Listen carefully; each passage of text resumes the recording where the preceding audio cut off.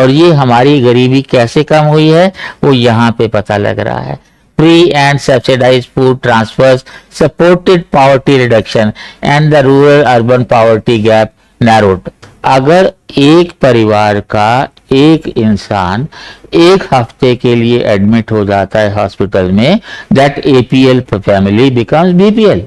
The report is concerned that in 2015-16 and 2019-20 between that the stunting and anemia have increased sharply। तो आप पहले वाली news को सच मानोगे कि दूसरे वाली को?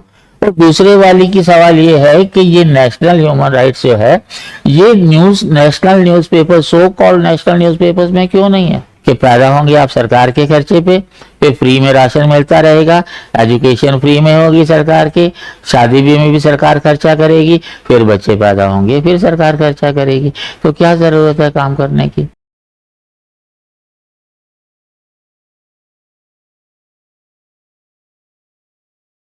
फ्रेंड्स, एक बड़ी ही इंटरेस्टिंग न्यूज है, कल इंडियन एक्सप्रेस में आई थी।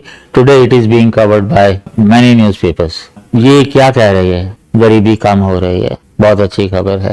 हालांकि कई वीडियोस में हम लोग बता चुके हैं कि ये जो आप 81 करोड़ लोगों को खाना खिला रहे हैं, by the time the census is out, हो सकता है कि उनकी गिनती 100 करोड़ तक पहुंच जाए। एंड दिस न्यूज बीच में जो है वो टैगलाइन से बड़ा क्लियर नजर हो रहा है। ये न्यूज क्या कह रही है कि extreme poverty rate had declined from 27.1% in 2011-12 to 5.3% in 22-23, 27.1% in 2011-12 to 5.3% in total numbers। करीब 34.5 करोड़ लोग जो हैं 2011-12 में गरीबी से नीचे थे, अब 7.5 करोड़ रह गए। करीब 270 मिलियन 27 करोड़ लोग जो हैं गरीबी रेखा से ऊपर चले गए। अब जब गरीबी रेखा से हम ऊपर उठते हैं तो ऑब्वियसली एजुकेशन भी सुधरनी चाहिए, हेल्थ भी सुधरनी चाहिए, एम्प्लॉयमेंट भी सुधरनी चाहिए। क्या कोई ऐसी स्टैटिस्टिक्स हमारे पास हैं? वैसे तो नहीं है। रेट ऑफ एम्प्लॉयमेंट ग्रोथ आपको पता है कितना है? हेल्थ के हिसाब से जो हो रहा है वो मैं अगली बार करूंगा।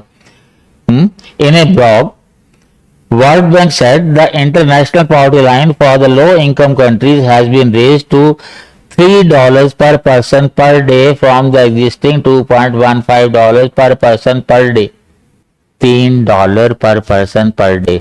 मान लो ऑन एन एवरेज अगर हम 80 रुपये भी, हालांकि बहुत ज्यादा बढ़ चुका है, तो $3 का मतलब हो गया करीब 250 रुपये पर पर्सन पर डे। अगर एवरेज फैमिली साइज हम 4 भी लगाएं, हालांकि 4.5 है, मतलब 1000 रुपीज पर डे एक परिवार कमाता हो और मतलब 30,000 रुपए पर मंथ की सैलरी हो। आपको पता है 90% से ज्यादा लोगों की इतनी इनकम नहीं है, फिर भी लोग गरीबी रेखा से ऊपर जा रहे हैं। ये इन्होंने बताया है कि अगर हम लोअर मिडिल इनकम में अगर जाते हैं तो $3.65 per day low middle income में, तो भी तो गरीबी थोड़ा ज्यादा रहती है, लेकिन वो तो अमाउंट बहुत ज्यादा हो गया। और ये हमारी गरीबी कैसे कम हुई है वो यहाँ पे पता लग रहा है। Free and subsidise food transfers supported poverty reduction and the rural urban poverty gap narrowed. The 5 most populous states accounted for 54% of the extremely poor। आप फ्री खाना खिलाते रहिए और गरीबी हटाते रहिए, और इसका जो बोझ पड़ेगा वर्किंग पॉपुलेशन के ऊपर, कभी किसी ने सोचा है? आप डेमोक्रेसी में यही कुछ करिए, लोगों को काम मत दीजिए, रोजगार मत बढ़ाइए, हेल्थ भी नहीं बढ़ेगी, एजुकेशन भी नहीं बढ़ेगी। और व्हाट्सएप ग्रुप में ऐसे मैसेजेस चलते हैं कि पैदा होंगे आप सरकार के खर्चे पे, फिर फ्री में राशन मिलता रहेगा, एजुकेशन फ्री में होगी सरकार की, शादी ब्याह में भी सरकार खर्चा करेगी, फिर बच्चे पैदा होंगे फिर सरकार खर्चा करेगी, तो क्या जरूरत है काम करने की? ये जो आपने जो शुरू किया 81 करोड़, इससे कभी किसी ने स्टडी किया है कि एग्रीकल्चरल लेबर पे कितना नेगेटिव इम्पैक्ट पड़ा है? किसानों से पूछो, लेबर मिलती नहीं है। तो ये जो है, ये आपका ये ढकोसला जो है कि आपने इतनी कम कर दी गरीबी, उतनी कम कर दी, और उसके साथ ही ये एक खबर है आज के हिंदी हिंदुस्तान में। आयरनी ये है, मैं तारीफ करूंगा हिंदुस्तान इकलौता अखबार है जो हेल्थ की शॉकिंग न्यूज रेगुलरली देता रहा है। अंग्रेजी अखबारों में क्यों नहीं है? जबकि ये रिपोर्ट जो है ये नेशनल ह्यूमन राइट्स कमीशन की रिपोर्ट है। क्या कहती है ये? नेशनल ह्यूमन राइट्स रिपोर्ट्स के अनुसार 2005-6 की तुलना में compare to 2005-2006 in the year 19 to 21 the malnutrition increased by at least 10%. Increased by, though in 2015-16 उम्र लंबाई, एज एंड लंबाई and anemia, matters related to anemia have increased. What does it say? SC, ST, OBC group में malnutrition has increased. In year 2015-16, SC children they had malnutrition 60.6 and 1921 increased to 70.3, 60.6 and 70.3. In ST from 63.3 to 73.9, 10%. If malnutrition is increasing, not only that, stunting is also increasing. Not only that, anemia, it is already said, is also on the rise. Decrease in weight, underweight children, SC, ST, OBC, 35.1%, 39.5% and 35.5%. While in other castes it was 26.3. Now this regular decrease that has been there in height, weight, stunting is there, malnutrition is there. Do you think people are going APL? अगर एक परिवार का एक इंसान एक हफ्ते के लिए एडमिट हो जाता है हॉस्पिटल में, that APL family becomes BPL। और मैं बता भी चुका हूं कि आप फ्री में राशन देते रहिए तो क्या बढ़ते जाएगा। The report is concerned that in 2015-16 and 2019-20 between that, the stunting and anemia have increased sharply.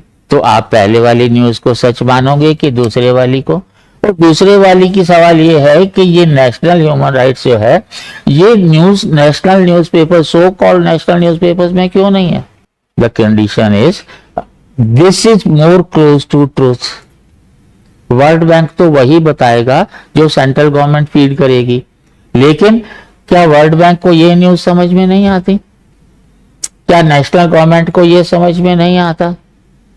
I've been always telling that when you talk about development, it is only about health, education, employment, environment. इन चारों के बारे में मैं चाहूंगा कि ये जो आपका सेंसस आ रहा है 2021 जो 2027 बन जाएगा, you are counting caste. Why are you not counting class also? उससे पता लग जाएगा कि फैमिलीज होती हैं जो कि रिच या पुअर होती हैं, कास्ट नहीं होती। आपको पता है अभी लास्ट ईयर जो है मैंने एक न्यूज डाली थी, of the OBCs 38% have cornered 97% of benefits accrued to them.